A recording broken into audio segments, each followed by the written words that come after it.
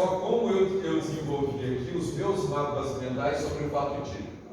Primeiro, eu trago noções gerais, tá? Sobre os substratos do crime, o que compõe, que é o fato típico, a ilicitude, a culpabilidade.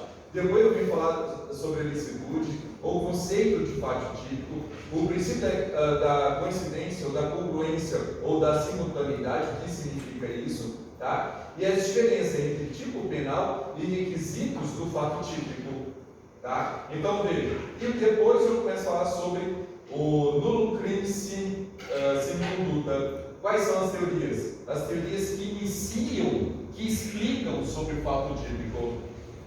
A teoria causalista, a teoria neocantista, a teoria finalista, a teoria social da ação, a teoria funcionalista e a teoria constitucionalista.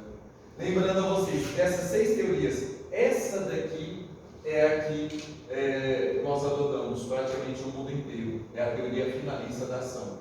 Tá? O segundo, o que eu falo? Eu só falo sobre a conduta dolosa. Eu falo sobre a previsão legal, sobre o conceito, o que é um crime doloso, quais são os elementos do crime doloso, quais são as regras, as fases de relação do crime doloso, as espécies do crime doloso, que é o direto e o indireto, o direto de primeiro e segundo grau, o indireto alternativo e eventual, quais são as teorias que falam sobre o crime doloso, tá? A teoria da vontade, da representação, do assentimento ou consentimento, da probabilidade, e adotada no Brasil. E quais são as espécies de dolo?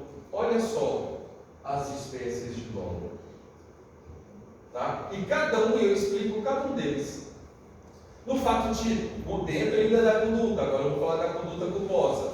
Vou falar dos requisitos, dos modelos, dos requisitos, da diferença entre as finalidades, das espécies de crime culposo, diferença entre culpa consciente e dolo eventual, a questão da culpa e a decisão do STJ no auto em direção de veículo automotor, compensação de culpas, tentativa nos crimes culposos, isso que cai muito em prova de concurso, tá? Quais são os crimes que admitem os crimes culposos?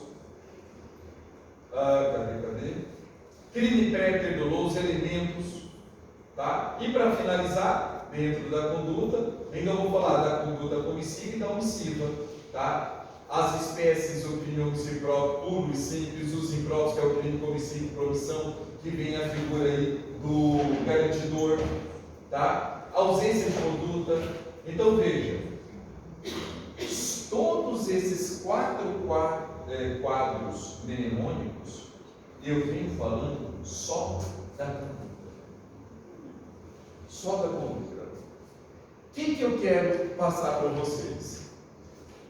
Não vou cobrar isso na nossa prova, porque vocês já viram na semana passada que eu só cobro o que eu falo em sala de aula. E não vai dar para trabalhar com isso. Tá? Mas eu quero que vocês tenham um panorama. Todos esses livros que vocês estão estudando, eles são ótimos. Tá? Vocês vão conseguir encontrar todas essas informações. Então, assim, o que eu quero alertá-los é que, se você quer aprofundar em direito,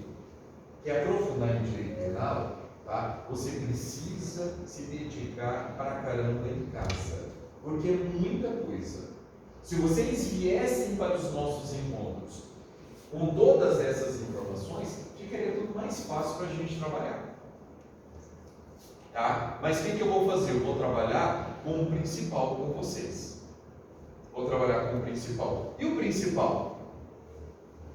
Teoria. Para a gente responder essa indagação, nós precisamos conhecer o que? O conceito analítico de crime, a teoria tripartite de crime. Então é ele que vai responder essas questões. Tá? Então, quando eu entro aqui,